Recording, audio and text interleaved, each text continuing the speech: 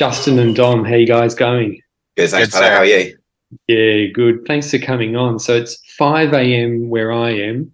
I think it's 2 p.m. where you are, Justin. What time is it there for you, Dom? 7 p.m. Oh, yeah. Nice, nice. Nice spread. Yeah. Hey, well done on your win at Littles the other day, Justin. Thanks a lot. Yeah, you must be Yeah, that was happy with awesome. that. Well done. Yeah, very good. Yeah, it was cool. I completely forgot to sign up until you messaged me a couple Yeah, weeks ago about doing this. Yeah, it's kind of random how it all got together. yeah.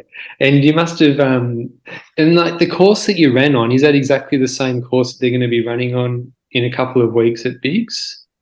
Yeah, it's the same course. Yeah, yeah. And how's it looking? Pretty good. Yeah, it's same as last year. Lots of rocks, roots, sticks, lots of things to, like stub your toes on a couple days in. Yeah. Yeah, cool.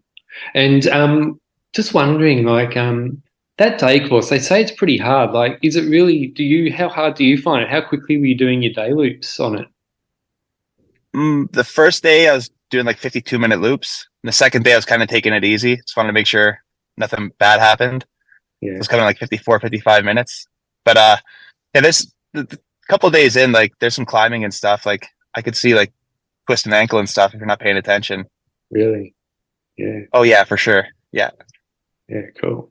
And I was having a little look and I saw that that run got you a bronze ticket into a backyard ultra called Queenie Backyard Ultra, which is a silver. Will you be going, is that the route you'll be taking or are you still figuring that out? What you're going to do next? I'm not too sure what I'm gonna do. 2024. We'll figure it Yeah, out. yeah, Yeah. sure. Yeah, yeah. And Dom, you're in pretty good form as well. You came second in a 50K race 1 or 2 weeks ago. Well done, man. Yeah. Cheers, thank you. Yeah, it's not bad. I was pretty happy with that. It was only a small sort of local event, but still, it's always nice to have a good, strong race. Yeah, yeah, cool. Hey, Justin, I was wondering as well, are you going to be at Biggs crewing anyone or anything like that, or you'll just be an interested onlooker online? No, I'm actually running a different race in West Virginia that weekend. It's called the Wild Oak Trail. Oh, yeah. Yeah, so when I'm done that, I'll just tune in and see how things are going. I'm sure they'll still be going on for a couple more days. Yeah, yeah. And what have you got next, Dom, as far as races go? I'll probably have a couple that I'll do before the end of the year. Just some sort of smaller ones, but then I've got the 50-mile race in January. That's probably my next main race. That's called like the Arc 50, which is basically around the Cornwall coast. Which I don't know if you know, but in January it's not the nicest. It's a bit wet and windy and hazardous, but it's going to be a good training run, that's for sure. Yeah. And oh yeah, you guys have actually run in the same race together at Ode to Laz last year. So did you guys actually Yeah, speak to each other? Do you guys remember each other from that race? I remember Justin. I don't know if he'll remember me, but I just remember him obviously because he won it. So yeah, I think we might have exchanged a few words on some of the earlier night loops. But yeah, obviously Justin had a pretty incredible run there, and I don't know, might even be able to say himself, having run Biggs, but I'm told that that's probably the most similar course to Biggs that seems to be in a backyard, like the Ode to Lads trail route. Yeah, for sure. That's the only one I've done other than Bigs. I did Capital too, which is pretty running friendly. Like Capital's good to go really far, but Ode's got some gnarly roots, rocks, that Yeah, big hill too. Yeah. yeah. It's the Yeah. the first race I've ever fallen over in, and I fell over a few times around there. Yeah, You got to run up like those like wooden bridges over like those little swampy parts and stuff. yeah. But it's a good fun race and really good, nice race director Tad there, and good sort of vibe around there. Yeah, Tad's awesome. Not enough good things to say about him. Yeah, it looked like it was a pretty hot day. You were running it that race too. Like everyone was running with their tops off and it looked pretty hot. Ode to Laz. It Uh, was. Ode was really hot. Yeah. Yeah, and obviously that one was a bit of a unique one because there was a thunderstorm as well at night, which sort of postponed the race for a couple of hours as well, which is a bit interesting. Mm. Oh yeah, that was awful. Yeah, So yeah, I was thinking it would be a good idea to have a bit of a Biggs preview with it coming up so close. And I mean, Dom, you being in UK, you know a few of the European runners, and Justin, you obviously know a lot of the American, and I reckon you probably know a few of the Canadian runners as well. Would you? Yeah. I've never ran with them, but I was with Brian Bondi last Saturday at Little's. Like we shared the same canopy. Jumped in with him for the race, and he was kind of filling me in on them. Oh yeah, cool, awesome. Yeah, Yeah. So yeah, like if you guys want to start, we can start running through the runners, starting from the bottom, if you like, and we've got a couple of. We've got a French runner, Christophe Board. Do you know anything about him, Don?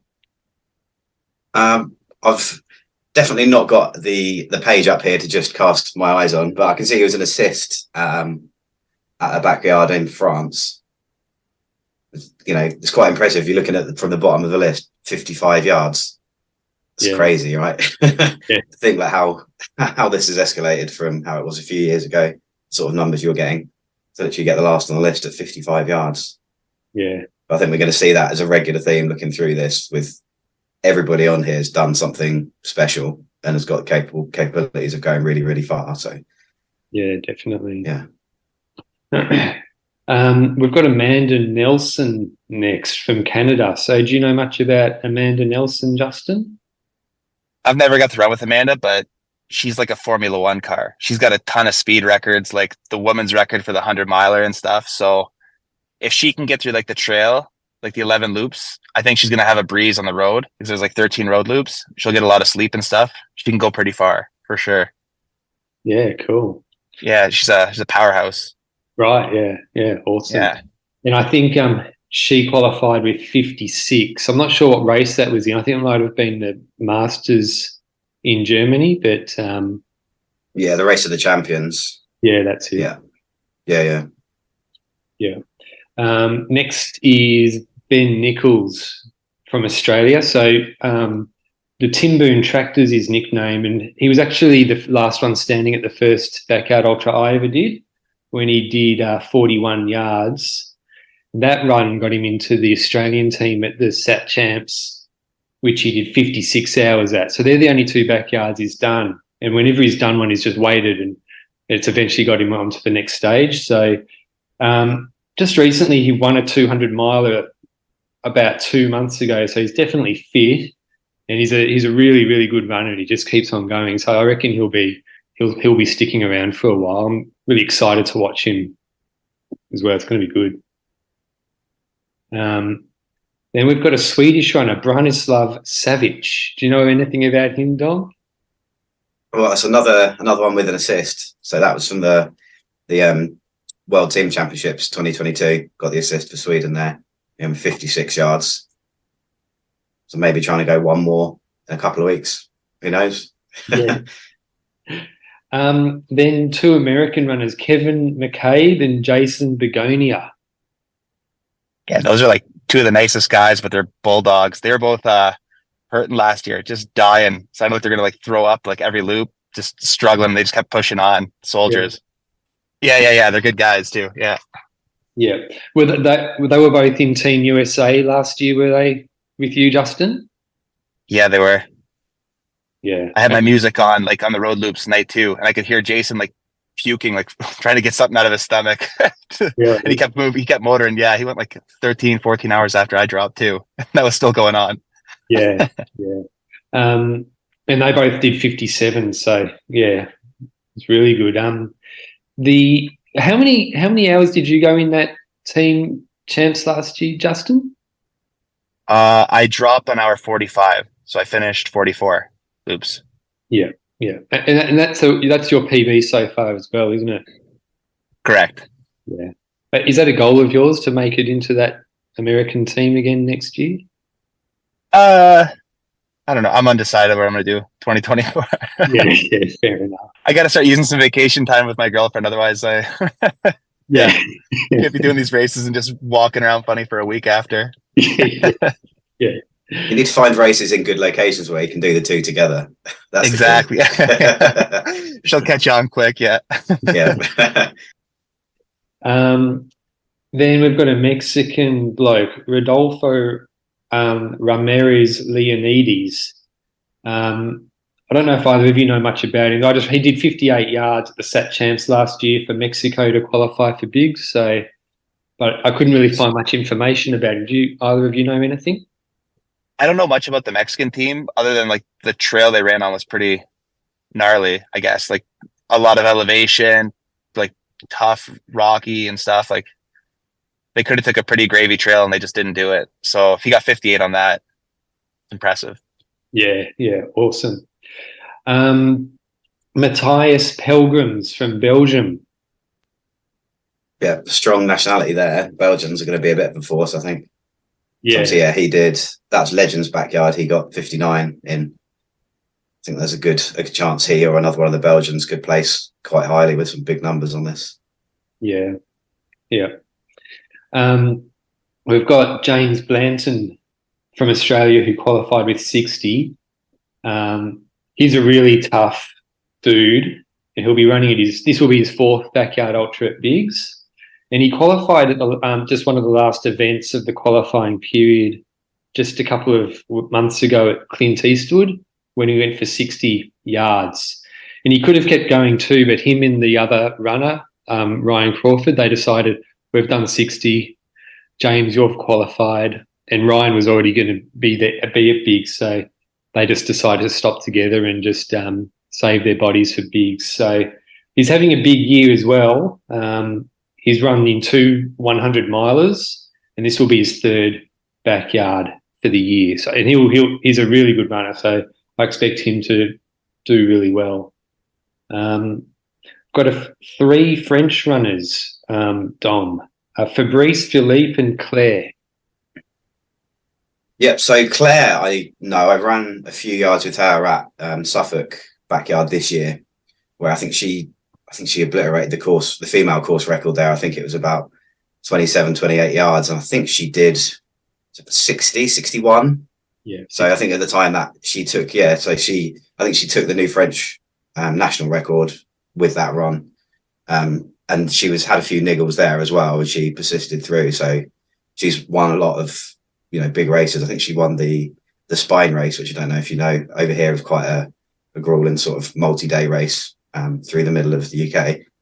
So I think she's got a real chance of being a force if she's fully fit here. And then, the others I'm not familiar with, but I see they both got a joint assist at French backyard earlier this year on 60. Yeah, when I was watching Suffolk Backyard Ultra, I was watching Claire and I thought she looked so. I was actually expecting her to break the female record when I was watching that race. She was looking that good, but I guess she just decided 61 was enough. Like gets her to bigs and she'll save her body. Yeah, well, I think she was pretty focused on just getting the French record. She was hobbling around for quite a few yards, but she sucked it up and went through a lot of pain. It shows how determined she is. That, I'd say, if things go well, I think she could be up there come the end of this. Yeah. And by the way, Dom, well done on your run at Suffolk. You did a PB there, didn't you? 30 yards. Yes, that's PB for me, 30 yards. So I've got to be pretty happy with that. It's been a decent year backyards for me, sort of progression wise. So topped off with that, which is good. It's still some way off the UK team, but we'll see. We'll have another crack next year. Yeah, very good. Then we've got a couple more runners from Europe. We've got Daniel Lissoni, Paul from Hiseli. We've got Paul Peslowski from Poland and Nicholas Sjöblom from Sweden. Do you know anything about any of those runners? I just know. So Nicholas was at the Race of Champions earlier this year in Germany. Obviously 62. I think all of these got 62. I know Pavel got 61. See Pavel did a backyard in Poland with 62. And Danielle got the assist at the Italian backyard earlier this year as well. Yeah. And then we've got Keith Van Graaf Veland from USA. You would know Keith, wouldn't you, Justin? Keith's a great guy. Yeah, he's a real strong runner. He's a grinder too when it gets tough. He was hurting like last year I remember him like in the chair in the starting line, like getting some double cheeseburgers handed to him, and he kept going back out there for a couple loops after he was Yeah, just banged up. Yeah, yeah, the little Terminator. Yeah, yeah, cool. And then we've got Matteo Tencio from Switzerland, I think. Do you know Yeah, anything? that's Switzerland. Yeah, so I don't think he won a 48-hour race in Switzerland last year. Right. I think he might have even been the Swiss champion. I'm not sure. So he's obviously got a bit of speed about him, and he won backyard to qualify. So another one to look out for. I think all of these are going to be. They're all going to have done something amazing, aren't they? Either winning or assisting, and they're all going to have suffered at times, and they're all going to be capable of something big here. Yeah, yeah, sure. Next, we've got Aaron Young, who's an Australian, and this will be his 8th backyard ultra. And he is a backyard ultra machine. Of the 7 backyard ultras he's run, he's gone for at least 48 yards or more 3 times. And he qualified for bigs at the Australian Masters in June when he went for 63 hours. And he's a really likable guy as well. Like, he loves talking to the other runners out there. I've run a couple of backyards with him, and he's the kind of guy who loves watching the other runners do well, and he supports them and helps them do a few extra yards. So I hope he does well, and I think he will, because I was really impressed. The last backyard, or 2 backyard ultras I did with him, I ran with him, and he looked so strong, and he had gears late into the race. He was just running fast, and I remember I was running one loop, and I thought, I think I might finish this one first. And then he went past me at 100 kilometers an hour, and I thought, oh my God, this guy is unbelievable. Then we've got Levi Yoda. You would know him, Justin. yeah. He's the nicest guy in the world. He's calm, cool, collected, quiet. Just goes. Doesn't show it like what's going on. Like like a statue. Yeah, not showing what's really going on inside. Yeah, nicest guy. I'll talk to you all day. Yeah, so friendly. Yeah, And a real likable guy and a strong runner. yeah, I think he ran at Capital as well, didn't he? Yeah, I think he did 60 or 61 there. Yeah, yeah, Yeah, he looked good. The whole time he looked fine. yeah, yeah. I remember following him in that race, thinking, "Gee, this guy's going well." Yeah, Yeah. he was great. Yeah. Then we've got a few more European runners. Patrick Swiatkowski. Oh, they've got funny names, don't they? Some of them from Poland. Rick Van Dam from Belgium. Ritvars Kalnins from Latvia. Bartosz Fudali from Poland. And Kevin Snyders from Belgium. Are you familiar with any or many of them, Dom? Yeah, I know the so Patrick, the Polish runner. I know it's not actually how he qualified, but he won, I think, the Maltese backyard last year. Right. Which I don't know if that's the same year. I think didn't Harvey run a backyard there, or I think maybe he did a run there at some point. Right. Okay. I'm not. Maybe they might have run there together. I'm not sure. I'm sure I've seen something about Harvey in Malta at some point. But yeah, he qualified with the assist in the Polish Ultra, but I know he'd won the Maltese one as well. And again, a couple more Belgians in there from the World Team Championships and the Legends backyard. All got in with 65, 64. Yeah. Yeah, there's a lot of runners from that German race, that's for sure. That was a good yeah. That caliber there was extremely high. Yeah. And quite a lot of Belgians you see on the list as well. Yeah. Justin, we've got Eric Deshays from Canada. Do you know Eric? So I've never ran with Eric, but Brian Bondi that ran on Team Canada last year said that Eric was just a soldier. He's grinded out the last 10 hours. I think he got the assist for Team Canada at the Worlds. Yeah. 64, 65 loops. He said he was just handling the hills and stuff all day, nothing, just motoring through. Right. Strong runner. Yeah.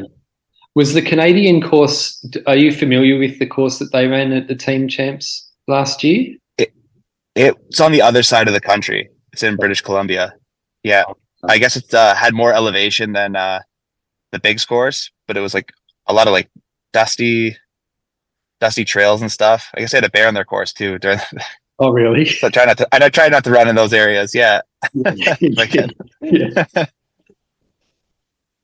Then we've got the Japanese runner Akihiro Maeda, and he actually travelled to Germany for the Race of Champions in May, specifically to run a total that would qualify him for bigs, which he did by running 67 yards. And he travelled over there on his own, so he didn't even have a crew. He did that 67 there on his own. And I saw on Instagram recently he declared that he was going to break the 102-yard world record as well. So he's going to be one to watch. I'm not sure who's going to crew for him at bigs, but I would be surprised if he's there on his own again. I think he'll do well. Yeah, I think there's a few other Japanese runners there, aren't there? So yeah, there's quite a few. Yeah, they're a strong team. Like they had a few runners that went into the 70s at the team champs last year. Yeah. Yeah. Then we've got Frank the Tank Gielen from Belgium. Yeah, again, another strong Belgian. Yeah, so Frank actually, when the then record was set at 101, I think Frank then he was third or fourth that year in that same race. So another strong Belgian runner there.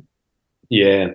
Yeah. He's actually messaged me a couple. I know he listens to the podcast. So g'day, Frank. Then we've got Dan Jovicin from USA. Dan's like the definition of don't judge a book by its cover. This little guy can run, man. He was flying through those trails like they were nothing. It was crazy. He's the kind of guy like you walk by on the streets, don't know he's just this freak athlete. Yeah. Oh, really? He's a machine, man. Yeah. I'm pretty sure he's a retired doctor too. Like he spends his time in Idaho running. Yeah, he's a machine. Right, okay. Is he a little bit older as well, is he? Yeah. Right. Yeah. He's definitely not one of the younger guys on the team, and he was cruising. Yeah, awesome. Then we've got Rob Parsons, who's qualified when he did 73 at the team champs last year. And he was the surprise packet at the SAT champs for Team Australia last year. He went for 73 because his previous best before that was 44. So I ran with him a couple of months ago at Birdies, where he was the assist with 45, and he could have kept going for sure. But I understand he stopped as part of the big picture with bigs in mind. And he's a really good runner, and he'll definitely be sticking around for a while at bigs, that's for sure. And he's like one of those really analytical guys. Like he analyzes his runs, and he'll be at bigs with a real solid plan. I reckon he'll be ready. Got a Danish runner, David Stoltenborg. You would know a bit about him, Dom? Yep. Yeah. So 73 with an assist. He's done like I think he is the record holder of like the Nordic countries, so like Scandinavian sort of area. I think it's the most that anyone from there's done. And he's got quite a few sort of national records as well, across all sort of different distances. So definitely another one to look out for. Yeah. I remember he was sticking around for a long time at the Race of Champions as well. I actually thought he might even win. He, just on the live stream, he looked pretty strong. Yeah, we got the assist there, so yeah, definitely a strong runner. Just over, what's that, 73? So just over 3 days of running. Yeah, not too shabby, is it? Yeah. And I'm looking forward to hearing what you say about the next runner, Dom, because John Stocker, I know you've run with him a couple of times. Yeah, that's my pick right there. I'll call it early. Oh, really? Yeah, cool. Yeah, I think so. So he actually qualified obviously from Suffolk this year. But obviously it was the first ever backyard event I did actually was the one where he set the then record of 81 with Matt Blackburn getting the assist. He's basically just like a machine. As sort of go the same as what Justin said a lot about a lot of these, and as I'm sure you've experienced as well. A lot of them are just the nicest guys that are so happy to, chat to you along the way, give you advice, and just, have a chat. Like they're just out on a very casual, sort of Sunday afternoon stroll. Like really nice guy. almost, I didn't think he could be beaten, to be honest with you, when from me witnessing him in the flesh, like just how sort of robotic he is with everything. Yeah. That, if everything's fully fit for him, I think he's definitely more than capable of going over 100. Yeah. Hopefully he does. Yeah. Yeah. Well, on that live stream, he definitely, it looked like an absolute machine, but it looked like he had a pretty sore foot. I remember someone was helping him take off one of his socks or something, and he was absolutely wincing agony. So yeah, that was the race director. Lindley was sort of cutting out some of the insoles of his shoes to try and help, because he had a real bad issue with his foot, which I think it was maybe his penultimate loop. There was like a bench around about half a mile around the course, and you could see that he was just sat on this bench and was probably there a good 10 minutes into it. And we all kind of thought, yeah, this is it. He's not going to get this, as he sort of shuffled away, but then somehow got up and managed to get his way around the loop then to still come in on time and go back out for another one. It's quite crazy to see. These guys can suck up a lot of hurt and get the job done when they need to. That bench is pretty famous, that Suffolk Ultra bench. Yeah, there's a few of them. There's another story we can get to when we get a bit higher up the list as well. Yeah. From another one of the runners from Suffolk this year. Then we've got John Knoll from the USA. John Knoll, he's a beast, man. I think he did do 73 or 74 hours last year. 74, yeah. Yeah, he looked fine. Like, even heading into the trail on day 3, like I came back after I dropped, and he was just cruising around, and then jumped in his tent, jumped out in the corral, just complete poker face. Like he was good to go. Yeah. He can definitely climb it up and go deep. He's familiar with the trail too, and him and his wife, they got a pretty good crew plan going on. Like, he sleeps to like the last second, then jumps in the corral and eats in there. Oh, really? He maximizes his he's dialed in. Yeah. Oh yeah, cool. Sounds good. Yeah. Then we've got another Japanese runner, Tokumasa Hirata. He ran 74 yards for Japan at the Sat Champs last year, which placed him third in that race.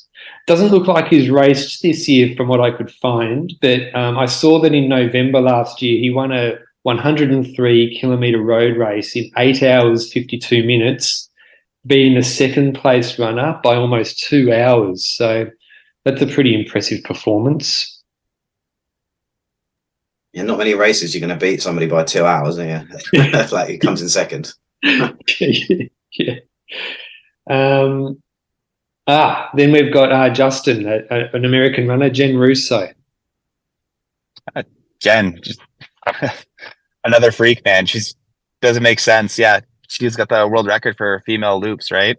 Yeah. Her and she got the assist at Capital against Scott. 74 loops she did. Yeah. Yeah. She just goes.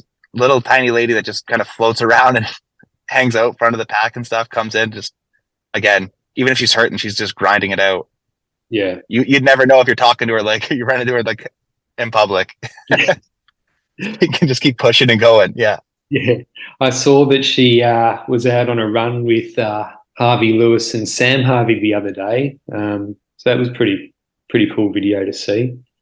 But yeah, she's been on the podcast, and just speaking to her, like, you don't realize, like, these guys, they're so tough. They can just go for so long, but when you speak to them, they're just like the nicest people. Like, you just wouldn't imagine them to be just.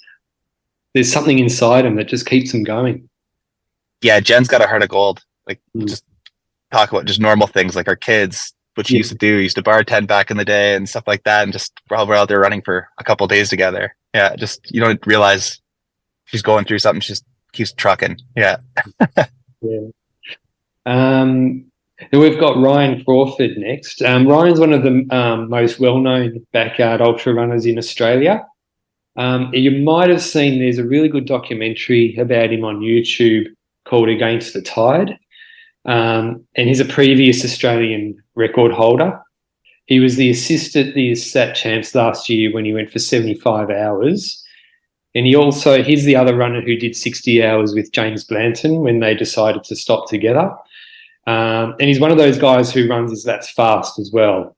So he'll definitely be finishing his loops he'll definitely be one of the first ones in at the end of each loops, and he'll be one to watch too. Like he just he's really like a tough dude, so he'll be sticking around for a while. A lot of people are excited to watch him run, so that will be good. We've got Scott Snell next, so you would definitely know him, Justin. Yeah, Scott's one of the best guys I've ever met. Like since I've started running, Scott's 20 out of 10. And he's tough as nails, man. Yeah, he can just go. At Capital, he looked like he was ready to go for another day. When I seen him around 60 hours, he showed up on his own too. No crew, one of those guys. Just other runners that dropped started helping him, but just trucking along. Yeah. He's familiar with the course too, so it'll give him a little advantage. Yeah. He's been on the podcast. I mean, I've seen him run just like on live streams and stuff, and like you said, at that Capital, it just looked like he could have just kept on going forever. It just like he was like locked into the zone, and he wouldn't have stopped. He was talking to us. He's like, "Do you guys want to go for the American record?" And I was like, leave me alone, Scott. Just go do your thing." He was dead serious too. Was he saying that at the start of the race? Was he or? No, we were like a day and a half in. We're like 130 miles in. I'm like, just get out of here. Yeah. Cool. Yeah. He's definitely one to watch. I'm looking forward to seeing what he can do. And he did that Capital. Yeah, he just had a new baby as well, not long before Capital as well, I believe. Yeah, his wife was like a couple of weeks until she's like ready to deliver when he did bigs last year. I'm pretty sure. Yeah. Okay, so next we've got Morishita Teramichi from Japan. He came third in this race in 2021 when he went for 80 hours, and he tripped over and briefly lost consciousness during that 81st loop and came back in 30 seconds late. So I can imagine he'll be absolutely frothing at the mouth for this. I still remember watching that one. That was pretty heartbreaking, I think, in camp at the time as well. I know a couple of people that were sort of helping crew him around that sort of time as well, and said it was a pretty emotional moment in camp. Yeah, for sure. Then we've got another Japanese runner, Yukinori Yoshida. He qualified with 85 when he was the assist for Team Japan at the SAP Champs last year. I couldn't really find much more about him though, but obviously a very, very good runner. Then we've got one for you, Dom. I'm looking forward to hearing what you say about this bloke, Keith Russell from Ireland. Yeah, so Keith, he's definitely going to have the best crew there. Just actually, one of my mates is going to be crewing him. So she's crewed at quite a few backyards before, so he's in good hands there, and he's a very driven, determined runner. Follow him on Instagram. He's put up some ridiculously impressive runs, and obviously he got the assist at the Masters with, was it 90? Or he got 89 yards at the Masters last year. I think again he's another one who's more than capable of hitting that 100 mark and going beyond it. Yeah. I've listened to his coach talk a little bit, like, and they come up with some pretty hardcore training plans. Like he purposely won't sleep for like 48 hours and then go on a 12-hour practice run and things like that. It's dedication, and it's a way to train for these sort of races. Yeah. But yeah, he looks like he's well and truly fired up. So yeah, he hasn't done a backyard in a little while as well. Do you know if he was injured or something like that, or you're not too sure? I don't know. I haven't seen him being injured, but I know he hasn't done any for a while. But he's definitely someone I'd be surprised, to be honest, if he wasn't sort of in the top 10. Yeah. Then we've got Harvey Lewis. Justin, you would obviously know Harvey. Yeah, Harvey's he's the godfather of the backyard, man. He's won bigs and stuff. Yeah. The nicest guy. He's another one of those runners that just don't make sense, right? He can take off at any time, or he can play calm, cool, collected, and just rock and roll, right? Yeah. He's super consistent, genuine, good guy. I don't know how he is to compete against. Yes, last year was like a team environment, so you could probably do some different stuff this year. Maybe Yeah. wouldn't be offering to like help as many people as he was last year. Yeah. Well, when I had him on the podcast, he did say that, yeah, like the team race was definitely, he looked at it as a team race and like helping everyone, but it sounds like he's going to be more fired up to more of an individual race, this World Championship, that's for sure. But I think him running at Dead Cow Gully at the Masters in Australia a few months ago, that will definitely help him, because not only did he run a PB of 90 hours, he was actually got to be in a race that went for over 100 hours. So he would have learnt a lot from that race. And those Phil Gore and Sam Harvey, they're obviously going to be at Biggs. So he would have learned a lot. And as well as that, he would have had a little bit of sleep. He would have been a bit behind the eight ball as far as sleep goes, because he hadn't arrived in Australia like all that long ago before the start of that race. And he still went for 90 hours. Yeah, he's just a competitor to the bone. Yeah. Yeah. Yeah. We've got the two Belgium runners, Dom, Ivo and Maren. Yeah, they're going to be, I think, the two Europeans with the biggest target on their back, aren't they? And they're going to be heavily watched. After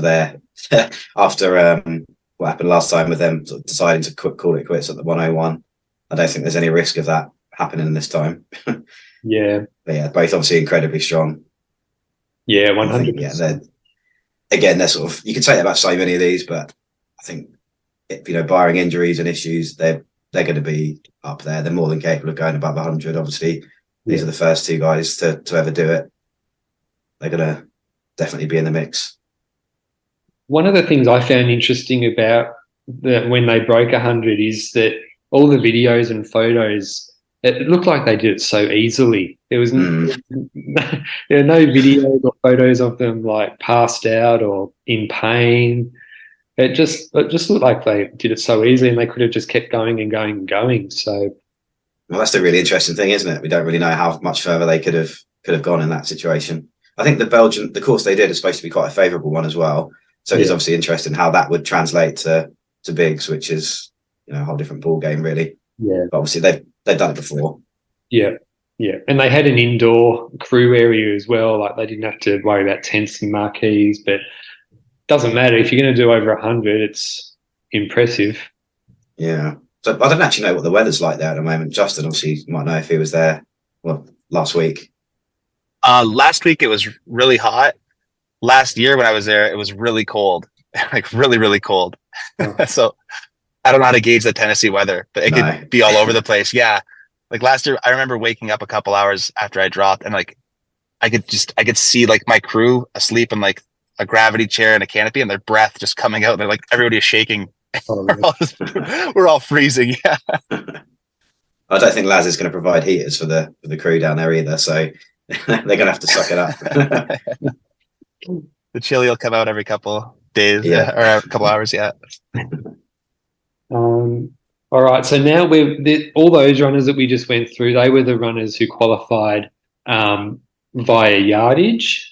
So the next lot of runners we're going through, they're the ones who won via the golden ticket at the team champs last year. And the first one we've got is the runner from Vietnam, Da Bui Van. It was hard. He qualified with 32 yards. It was hard to find much about this guy, but it looks like he might have run at UTMB earlier this year, but that's all I could find out. I'm not sure if either of you know anything about him. No, fair enough. Then we've got Moises Lopez from Venezuela, and he qualified with 23 yards.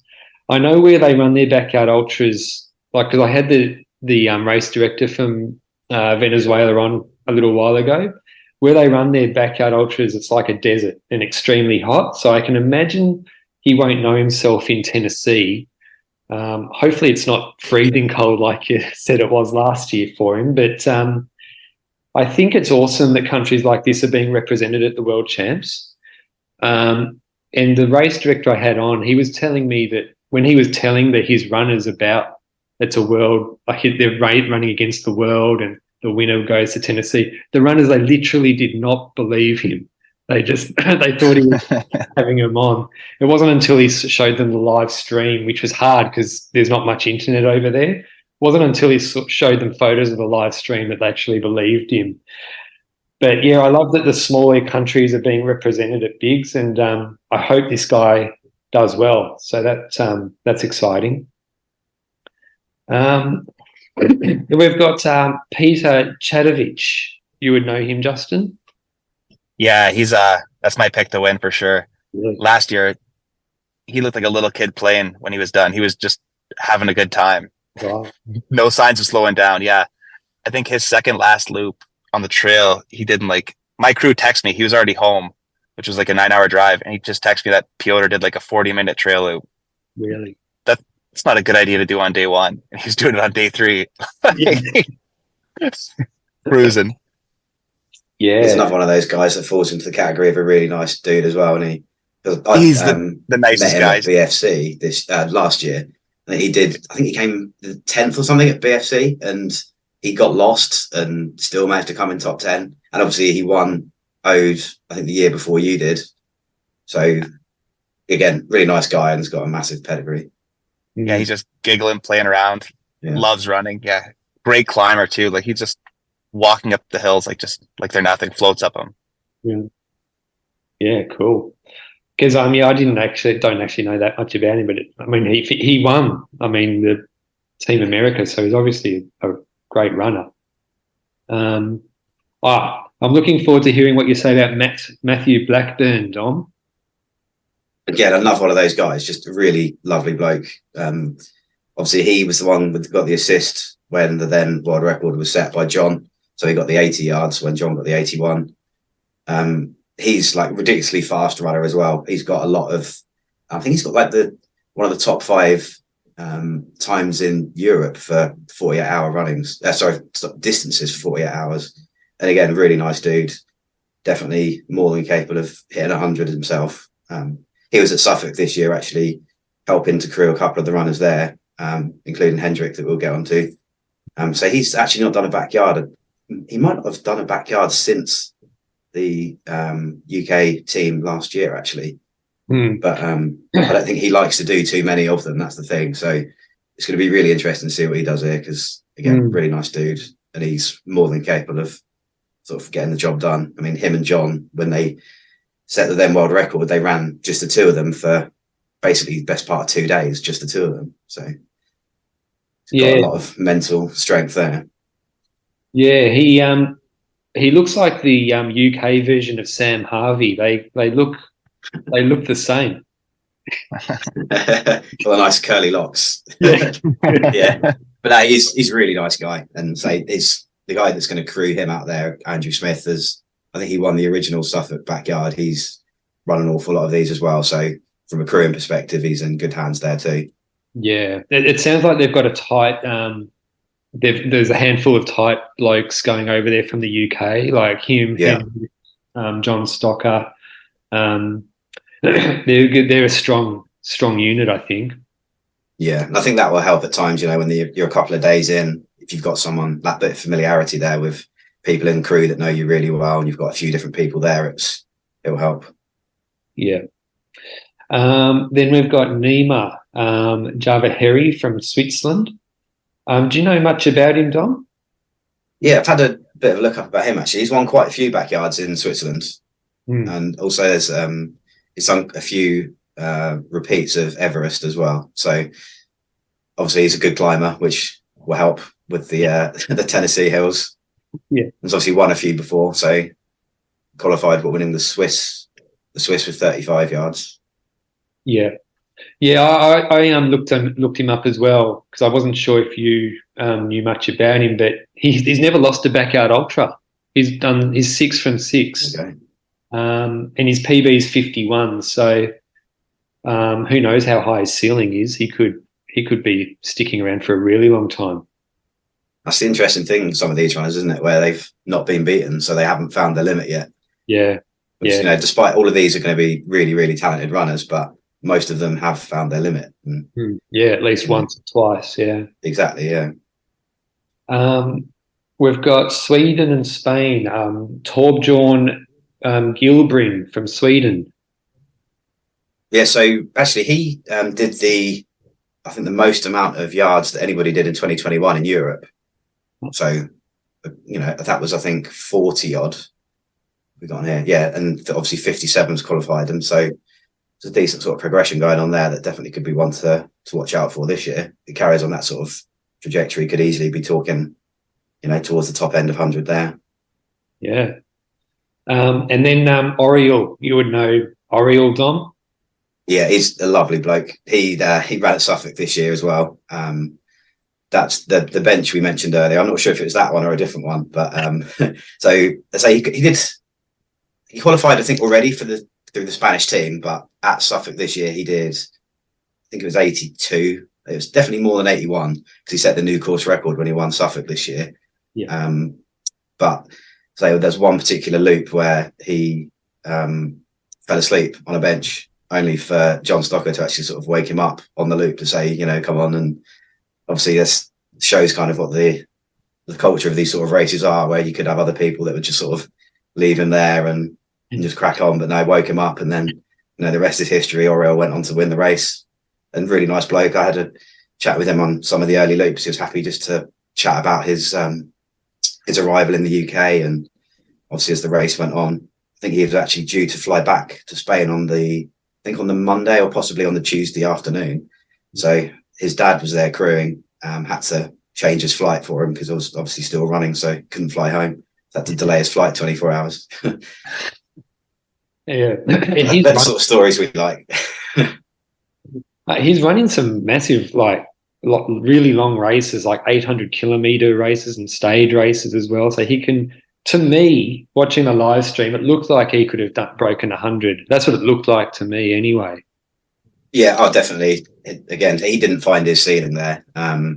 He could definitely do more. There's like another race in the UK called Monarch's Way, which is another race that, so Lindley, he's the race director of Suffolk Backyard, he puts on this race. And I think that's 1,000 kilometers race. That's 600 miles. And he was the first ever person to finish that race over here a few years ago. So he definitely knows how to go long. Yeah, sure. But definitely another one of those that I could quite easily see him getting 100 plus. Yeah. Then we've got a South African runner, Thimbinkosi Sahola. Do either of you know anything about him? No. I felt his PB, he qualified with 31. His PB is actually 37, which he ran as the assist in May last year before he won the Sat Champs in October. But I couldn't really find much more than that. We've got Slovakian runner Patrick Hortek. Do you know anything about him, Dom? So I know he qualified from obviously winning the Slovakian backyard. I don't know too much more about him, but I know he got 46 there. So again, obviously nearly 2 days worth of running in him. Yeah.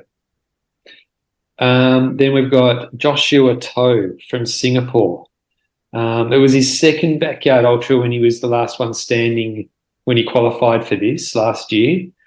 And he improved a lot because in his first backyard ultra, he went for 23 hours. So if he improves again, he could go really well. Then we've got Jamal Said from Pakistan. Not sure if you guys know anything about him, but I follow him on Facebook and he posts something nearly every day. And he recently ran 300 kilometers in 5 days to raise awareness about the importance of saving water. So yeah, look, he was the last one standing at the Sat Champs when he did 50 yards. So he's obviously no joke, and I think he'll do really well, this guy. Then we've got a Norwegian runner, John Asfjell. Do you know much about him, Dom? Yeah, so John actually was in, I think, the race when the then record was set of the 101. I think he was one of the last runners in there. He actually did 62 yards there. So done quite well in the past. Qualified this time with 38 with the Norwegian. So obviously, again, another one that's capable of going quite long if he's got over 60 in his past. Yeah, sure. Next is Sam Harvey from New Zealand. I'm not sure what you guys think, but he's got the X factor, this bloke. He's pretty young for a backyard ultra runner as well. I think he's 30, and like he's super confident. He declared before the Masters in Australia he would break 100 when his previous best was 46, and he went out and did it, as we know. He's flamboyant and he does the unexpected as well. Like at the Masters, when he did the very, very first loop of the Masters, he went out and ran it in 28 minutes. And everyone was like, everyone was like, what the hell? I thought this guy wanted to do 100 yards and he's doing 28-minute loops. And he also, as well as that, he won a backyard ultra back in New Zealand earlier this year with broken ribs. So he's no stranger to running through discomfort. And, and he's over there already. It looks like he's acclimatising well. So I can't wait. I think he's one of those that, I was going to say, I think he's one of those, if I didn't have my European hat on, I think I'd be saying he's the one I think that I could see winning that. Just from his history, as you've said there, he definitely knows how to suck up the hurt, and he talks the talk, but he backed it up. So yeah, I'm really excited to see what he can do. Yeah. We've got the Netherlands, Roman Pakbier. Yeah, so he won the Dutch, the Netherlands backyard 40-41. I couldn't find too much more about him, but he has done quite a lot of 24-hour races. Not an awful lot this year I could find, but again, another one that's more than capable of going quite far. He's done nearly 2 days. Yep. He's won a backyard as well. So yeah. Yep. We've got the Moroccan runner, Adhiraman 8 Hadou. Very hard to find out much about this bloke. I don't know if either of you know anything about him. No. Can't say I do, no. No, we've got the Mexican runner. Justin, do you know anything about him? Reese Sativo from Mexico? No. What did he win with last year? 66. Yeah, so to throw up that kind of number on that course is pretty impressive. That's huge. Yeah. A lot of climbing, a lot of rocks and stuff. Yeah. Yeah, and I'd imagine it would be pretty hot over there in Mexico as well. So it'll be toasty down there for sure in October. Yeah. Okay, so then we've got the Maltese runner, Nikki McAuliffe, representing another smaller country in Malta. I couldn't find out much else about him, though. I'm not sure if either of you know anything about Nikki.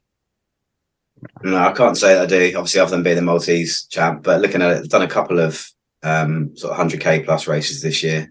Did one of the UTMB races as well. Yeah, like one of the qualification races for that. So again, it's got a bit of climbing in them as well. Yeah. Malaysia, David Christopher from Malaysia. From what I can see, Biggs will be this bloke's first race outside of Malaysia. But in Malaysian ultra running scene, he's absolutely dominant. I mean, he's in his last 13 races, he's finished first overall in 10 of them. And he's running 2 backyard ultras and been the last one standing in both of them. So I'll be interested to see how he goes, that's for sure. Then we've got another Japanese runner, Shibao Aki Daiki, who qualified when he won with 86. He's running 2 backyard ultras, being the last one standing in both of them. Doesn't look like he's raced in any ultras this year, but last year, as well as finishing as the last one standing at the SAT Champs, he came 3rd in a 570 kilometre race and 2nd in a 230 kilometre race. So, I mean, it's obvious he's the real deal. And then I reckon you'd know a bit about this bloke, Dom, Antonio Di Mano. Yeah, so the Italian, I think he did win the backyard Masters, didn't he? Yeah, he did. Yeah. Yeah. Obviously, that's not what qualified him here, but again, we've already spoken about some of the other runners there. So to win that with that field is pretty impressive, and then won the Italian one with 57. So again, another really strong contender there. Yeah, and I think it was only a couple of weeks after he won that Masters race, he came out and ran in another backyard, but I don't think he was running in that to go big. He was just doing it more for fun. But he's an interesting bloke. He's an interesting looking bloke, and he can obviously run. Yeah, I think he's a vegan as well, which I noticed. Which you've noticed quite a few of some of the top ones are, which. I think there's something to be said for that. Possibly, there's a lot of people I know, particularly now, particularly for speed, seems to work for them. Mm. Are you a vegan, Justin? No. What about? Are you a vegan, Don? No, I'm not. No. How about yourself? No, I'm not. No, okay. I can, it would be too hard for me. Like I remember, like a few years, 15 years ago, I tried to go vegan, and I was the worst vegan. All I ate was baked beans on toast, and so unhealthy. If you do it well, though, like, and you know what you're doing, I can imagine it's it's obviously good for you. Like if you know what you're doing, but yeah, like I mean, if you don't know what you're doing, like me, it's a slippery slope to being very unhealthy, I think. But yeah, Harvey Lewis is a famous vegan.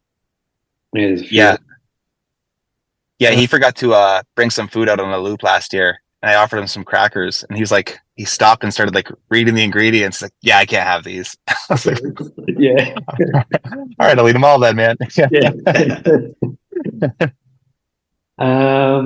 Philippines, Givi Tolentino, representing the Philippines, but appears to have earned his spot at Bigs by finishing as the last one standing with 51 yards at the SAP chance for Team Ireland. Do you know anything about that, Don? I didn't know that. No, you've got me there. No, I didn't know that at all. But 51 yards. Yeah, and he did 62 yards at the German Masters as well. But gone quite long a few times. Yeah, Philippines. We've got India, Kartik Joshi.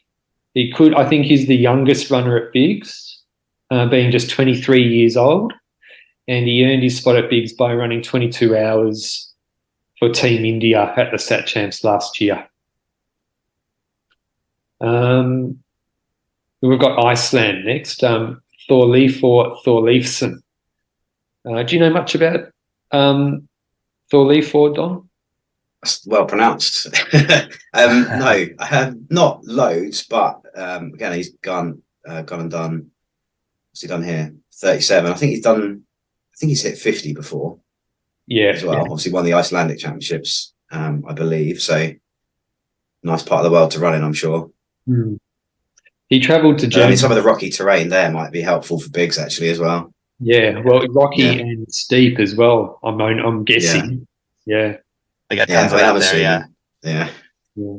He travelled over to Germany for the Backyard Masters as well, and that's where he did his 50 hours. So I'm guessing that his motivation for that was just to practice going as far as he could, practice all that kind of stuff. The 50 hours. Smart thing to do when you know it's going to go long. Yeah. Perfect. Yeah, perfect timing to do something like that in May as well, with like another 5 months till Bigs. You would know Szilard Fodor from Hungary, Don? Indeed, yeah. I ran with him and shared a few loops with him at Suffolk as well this year. Another really interesting character. He just goes and goes. It kind of disappointed, I think, a little bit at Suffolk because he's dropped quite early there. He'd already qualified from the Hungarian team, but he'd won a backyard, I think, either a week or 2 weeks before. And I want to say in Finland as well. And then obviously coming to try and run Suffolk again, within a couple of weeks of that. Still did pretty well, but I think nutrition got him at the end of the day there. I think he, was throwing up quite a lot on one of his loops. I think I want to say it was sort of high 30s, maybe in the 40s he got to at Suffolk, but maybe even a little bit more. But again, he's got a bit of pedigree about him because he's done quite a few, won quite a few, can definitely go long. Yeah. And as well, a nice chap, really nice chap. Yeah, he just watching him run, he just looks like one of those blokes who can just keep going forever. Yeah, Yeah. yeah, for sure. Did he run at the German Masters as well, or am I imagining that? He might have. He ran something recently. I can't think which one it was now, but he did run on the backyard since Suffolk in June. Oh yeah, he runs So in I on. think he's done quite a few. Yeah. Um, now Hendrik Bury, Dom, you would know him. Yeah, again, another really, really top bloke. He'd already won the German Championship last year, but again, he's another guy who ran at Suffolk this year and got the assist to Oriel. To be honest, I think at the time I thought Hendrik was probably the pick to win that one. Because he had a few issues himself earlier on, but kind of seemed to suck them up and still go on for another day and a half after sort of hobbling around on his knee for a bit. Yeah. That's quite a considerable amount. I think he got his PB at Suffolk. I think maybe his best before was around about high 40s, maybe early 50s, and then he went and did 80, 81, something like that. So again, he's being crude.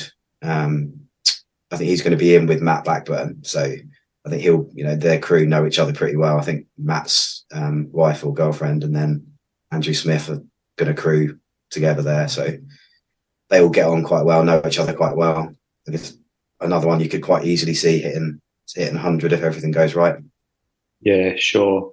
I hope Les doesn't put a park bench on the course anywhere though, because yeah. Did you see that interview with him when he dropped at Suffolk? Yeah, he Stephen Cousins shared it. He sounded like a brain surgeon. He didn't sound like he was tired at all.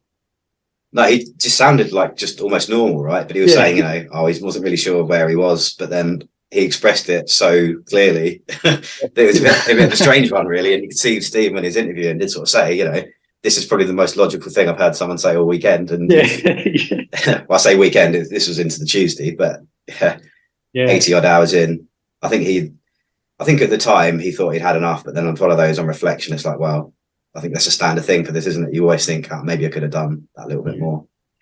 Yeah, so, I could see him going along.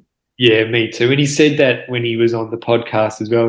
When he watched the video back, he thought, I sound fine. It sounded like he was physically fine. It was just more of the mental fatigue that got him in the end. But bound to happen after over 3 days, isn't it? Yeah. Christian Mordilt from France. So he's obviously qualified with over 50 and has done a couple of other interesting races in the past. I don't know if you have them here, but there's a race we've got over here called like the Tunnel. So you'll have some races that are either through a tunnel or sort of on a bridge where it's just a 1 mile sort of out and back style race. And he's done one of those over here a couple of years ago as well for over a couple of days. So he knows how to suck it up and go quite long. I mean, those sort of races they're not for me. You're not allowed headphones. You're not allowed to speak to people unless it's just crazy, and you're in darkness for all that time. But that's again a sign of more mental strength, right? If you can get through that, there's something special about you. Yeah, I was going to say it sounds like good mental practice. That's for sure. Running through a tunnel. Wow. Have you ever done anything like that, Justin? Running through a tunnel for 24 hours? Or? No. Don't plan on it either. So over here, to be fair, it might be quite a good one with some of the weather we have. It might be quite good in a tunnel. But I'm very much a trail outdoor runner myself. I couldn't see the appeal other than for the mental training. Yeah. One of the questions actually, Justin, I've got about the biggest course is at night. I know you run the 13 loops on the road. Is that a road where cars can actually drive past? Yeah, cars can drive past, but you're not going to see more than 3 or 4 cars in a night, unless like crews leaving and stuff. But there's not too many people that live out there. Right. Yeah. Okay. Fair enough. All right. So we've got the Finnish runner, Visa Kivinen. I'm not sure if you have anything written down, Dom, but Finland are the ones who had to call off their race last year at Sat Champs after yard 32. because of the lightning storm. Yeah. So I know they organised a runoff sometime afterwards to see who won the golden ticket, and this bloke must have come out on top. Yeah, I was going to comment on that because obviously the yardage to qualify, I think they got down as 23. I think that's just something, I think, from when the race was called off, isn't it? But I've done quite a few other races before, some sort of 100 mile races this year and quite a few. So looks like they've had a good training year ahead of this. Yeah, definitely. Then we've got the runner from Ecuador, and Justin, I was thinking maybe you might know a bit about him. Do you know much about Andreas Villagran from Ecuador? Nothing. Yeah. Okay. What did he win with?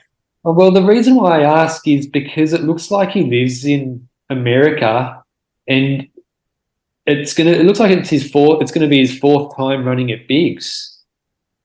Okay.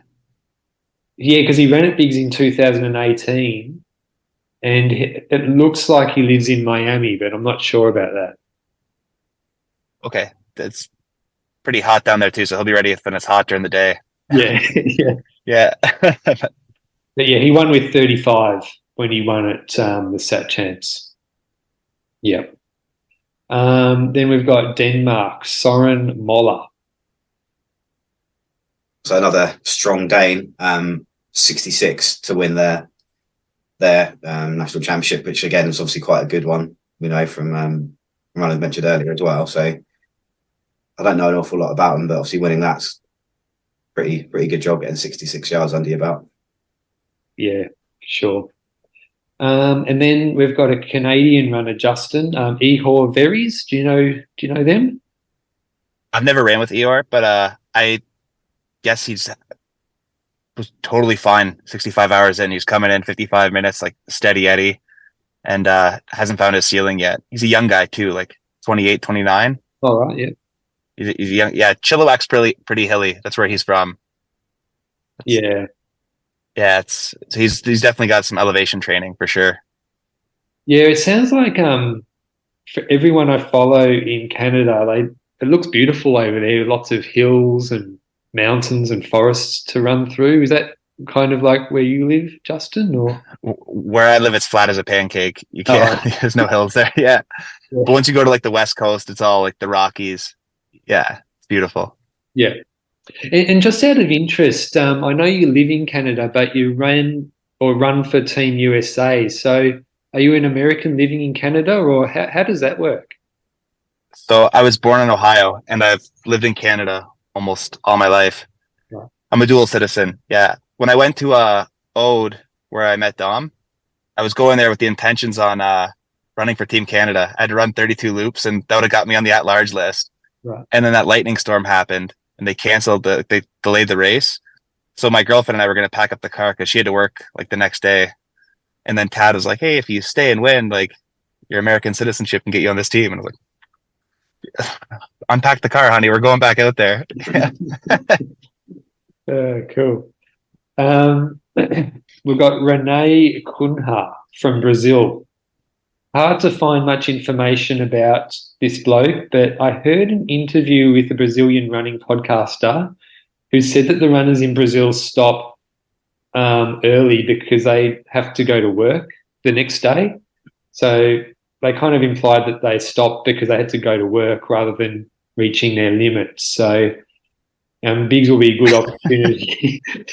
So yeah, Bigs will be a good opportunity for this guy to see how far he can go without having to worry about going to work for the next day.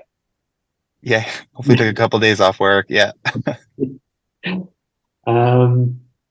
Austria, Angelika Humer-Toff. Yeah, so the Austrian champion. Not too many females actually on the list this year, but obviously one there that's won the national champions, and I think she was also at the Race of Champions event as well, where I think she did, was it 44 she did there. So again, another pretty strong contender there, could finish up quite high. Yeah. And then last of all, lucky last, Phil Gore, the world record holder. Now, I might be biased being from Australia, but in my opinion, this guy is in a league of his own. I reckon he's a once-in-a-generation runner. He's so professional, the way he plans his races, all the way from his nutrition, his sleep, his pace. He plans for everything, including things that could go wrong. And I just think he's just on another level, like just one of those amazing runners that just is on another, just stands on their own amongst the rest. Like I've got like Michael Jordan, Usain Bolt, and Michael Phelps.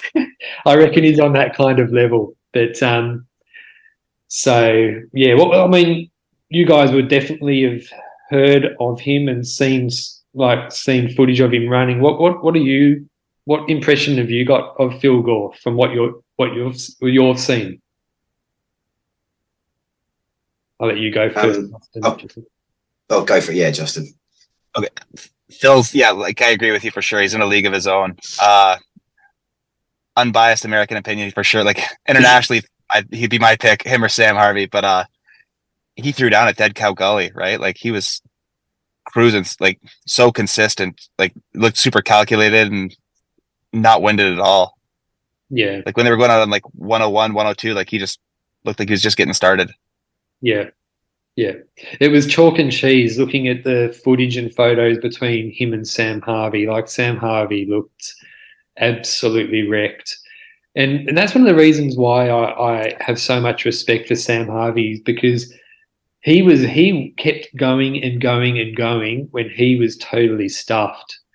So, but what are your impressions of Phil Gore, Dom? He just seems like so driven and dedicated, as you sort of mentioned there before, and he sort of plans things out. And again, comes off as a really nice guy, always helping, willing to help out people and offer up advice, chat to people on the course. Obviously, I listened to your podcast before about the search for Hurt and how he's obviously involved in that as well. So he seems like someone that just loves the sport and loves to sort of help others to achieve as well. Yeah, and just comes off as a really nice bloke, and obviously at the moment sits sort of top of that list, where he's going to be the main one with the tiger on his back. But I think he's, him and Sam particularly, and I think they're going to be up there in the last couple. Yeah. So as far as predictions go, Justin, without saying, I've got my top three written down. I don't know if you guys have thought about a top three, but without saying your top three, Justin, how far do you think the race will go? Like, what do you think the winner, the last one standing, how far do you reckon they'll go? Somewhere maybe in the 90s, maybe you'll see 100, but it's a tough trail to get through. Like to get through that trail 4 days, that'll take a really, really, really good runner. Yeah. Like it's not, I don't know how those guys got through it 3 days. Like it's not fun. And to go through it in the fourth day would be pretty intense stuff. Yeah. Yeah. Okay. What do you think? Have you had a good think about it, Dom? Yes. Yeah. So I know the course. Well, obviously I don't know the course, run it as such, but I know it's not a straightforward one where it's just, this is going to be 120, 130. But I think we're going to see over 100 just purely because of the amount of quality that we've got there. Obviously, it's quite rare to get those sort of numbers because of you need sort of one or two people, but there's so many here that are capable of it. And it's, there's the most hype about this race I think there's been over any other backyard before. So I think we will see over 100. I think we're going to see, sort of double figures of people still in after sort of 3 days, maybe coming into maybe not into the fourth day. That might be a bit ambitious, but we're going to see a lot of people left in after 3 days. But normally, I don't know for yourself, but you're checking backyards over the weekend. This one's not really going to get interesting until sort of Monday, Tuesday, rather than on the Sunday. Yeah. And predictions. Have you got a top three in mind, Justin? Piotr, Phil, and either Sam Harvey. Maybe we'll go with my Harvey Lewis. Yeah. It's his course. Yeah. Well, the defending champion. he'll be. I mean, I reckon I can see Harvey Lewis being right there at the end as well. Like I reckon he'll. This is definitely obviously it's an A race for all of them, but knowing the course, he doesn't have to travel too far to get there. The experience from Dead Cow Gully, I think he'll be right there till the very end. But who are your top three, Dom? Depends if I'm going with my head or my heart.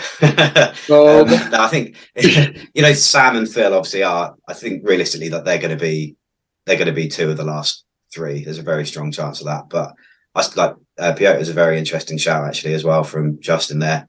In terms of he's done bigs before and done really well at it, and he's a very good climber and he knows how to go quite long. So I do think he's a good shout for getting the top three. But I'm still going to stick John Stocker, Matt Blackburn, Hendrick. I'll go for my top three. I'll stay strong and loyal.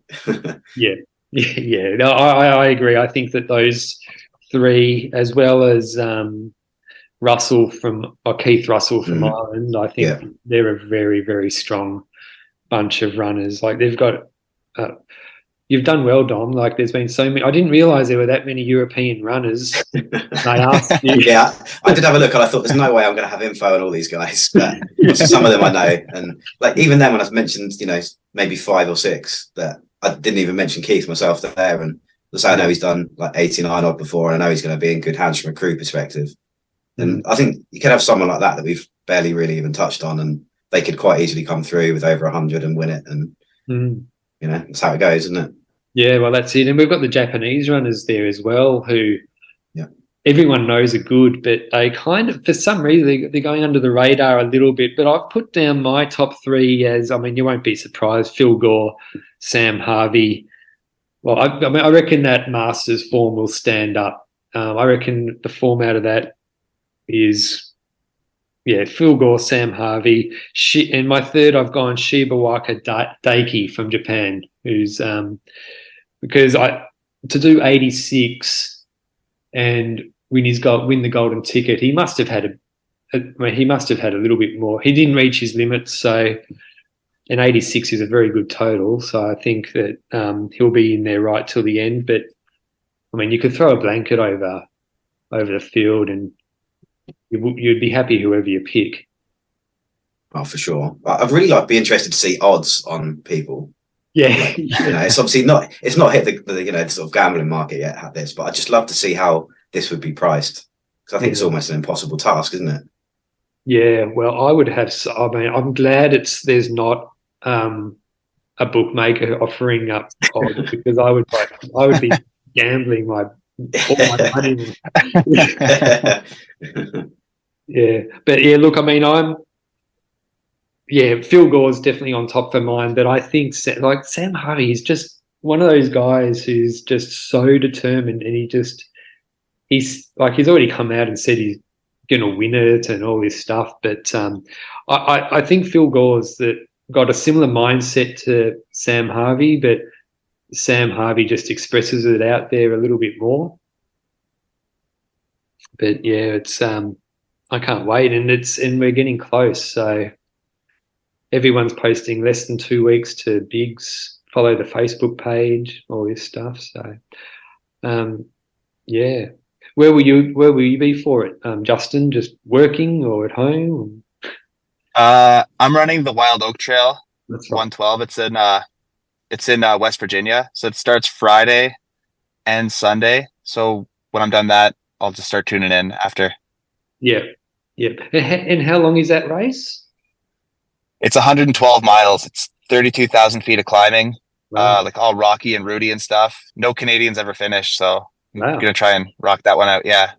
Yeah, sounds like a good one. Well, how many runners are in it? Do you know?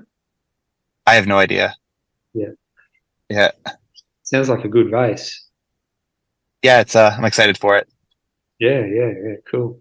And well, I think we've had a pretty good preview of bigs. Yeah, it's going to be a good one for sure. It'll be exciting to follow along for 4 or 5 days. Yeah, it'd be really cool. Yeah. Thanks heaps for coming along and on the podcast.